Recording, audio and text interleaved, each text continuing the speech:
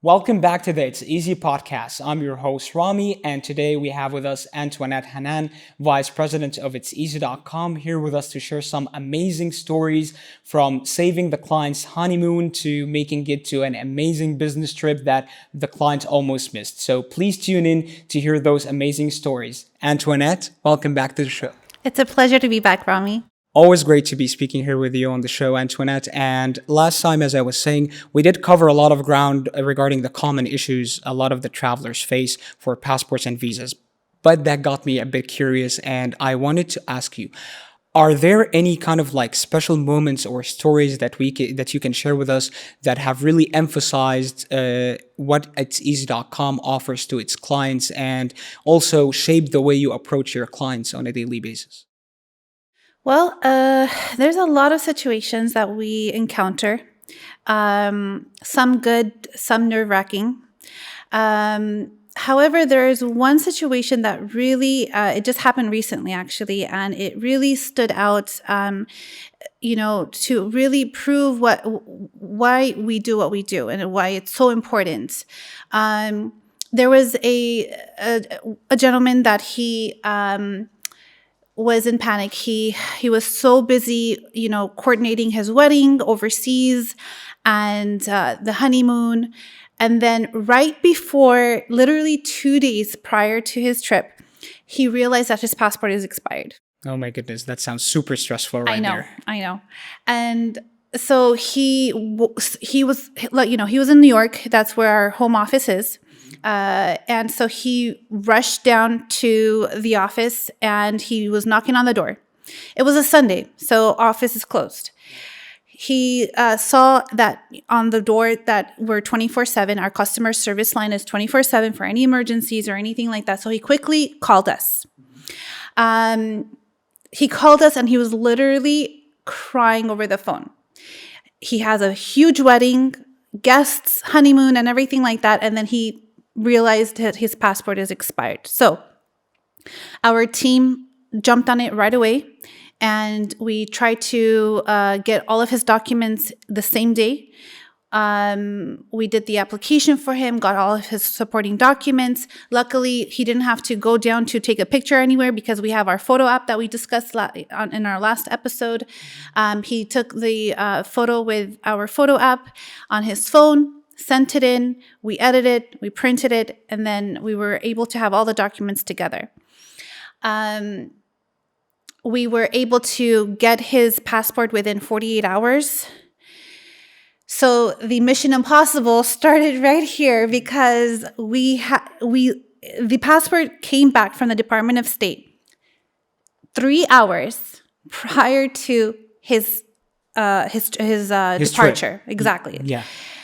So once the courier came back with the passport from the Department of State, we had to quickly go to the airport. We called the guy and we said, you know what, go to the airport and as if everything's okay, get your luggage, go to the airport, and we will make sure somebody meets you there with the passport. So the guy was nervous, obviously, because he's still thinking that he's not going to make his trip. 2 hours prior to the departure, our courier rushes down. I don't want to really say this, but he luckily he didn't get a ticket because he was literally, just rushing and speeding down the highway to get to the airport. Parked illegally at the airport because there was no time to look for parking. I can imagine. You know how airports are. I know. You know how airports are. Yeah. And this is JFK, so it's crazy. Definitely. So he rushed inside. He called the guy. He's like, okay, where are you?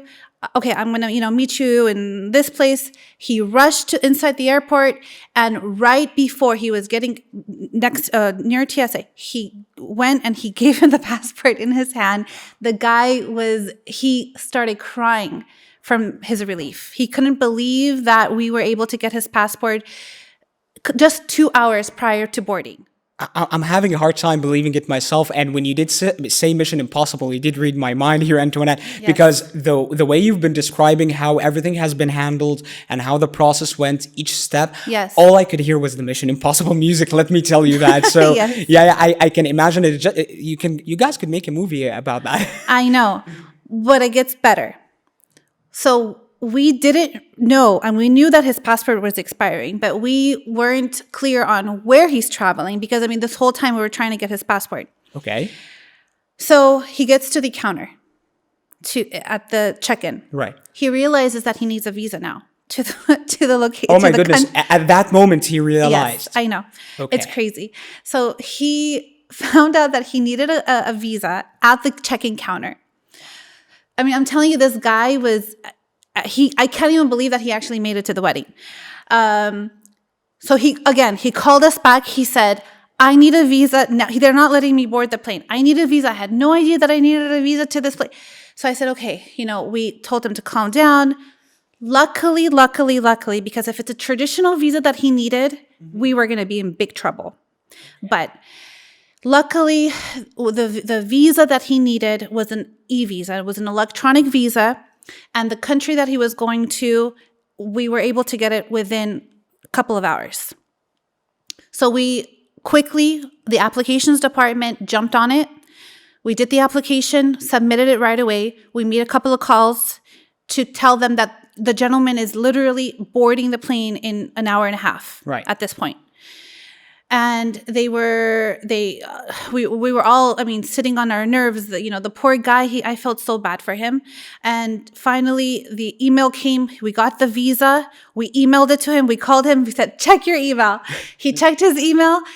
He was literally screaming in the airport from joy. He was like, he couldn't believe what we were doing. I mean, that's Mission Impossible. These are the type of things that, I mean, again, remind us that what we do is so important for our travelers. But he finally boarded the plane after all that, went to his wedding, then he went to his honeymoon, and he was just so happy. I mean, the guy was just...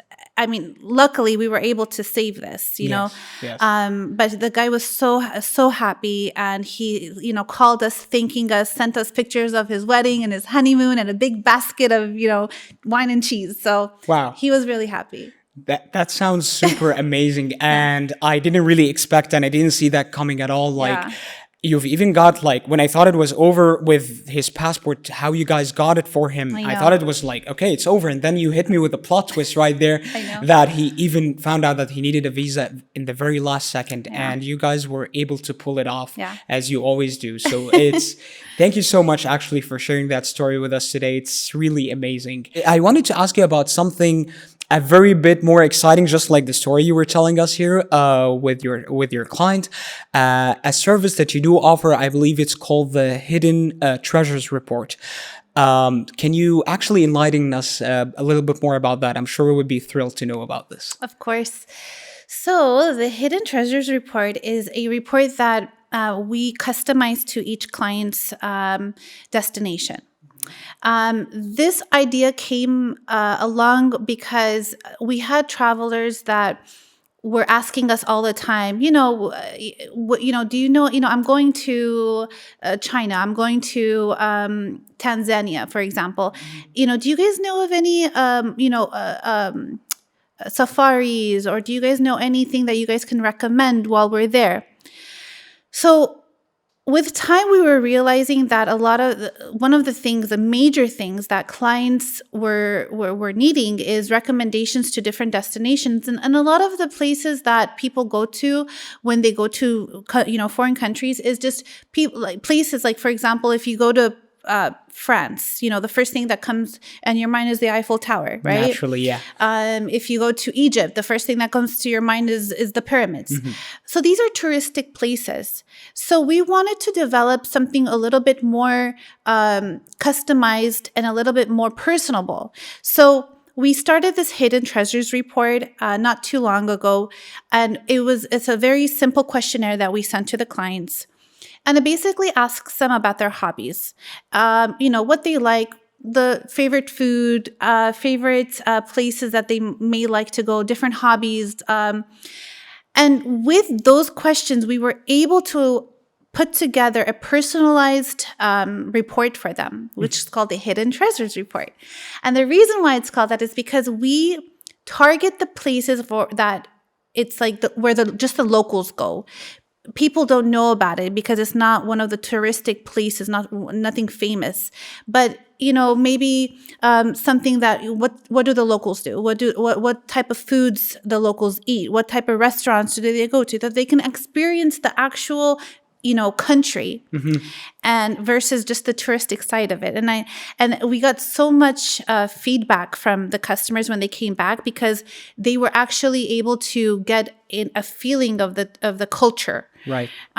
So it's been a great tool. And we include it in all of the concierge orders, or if they just want to call and get a Hidden Treasures report, that's available as well. Thank you all for joining us today with amazing Antoinette Hanan as usual, with all of the amazing insights she have shared with us. Whether you're planning to travel for leisure or business, we have got it all covered here. So until next time, may all of your adventures be amazing and your documents in order.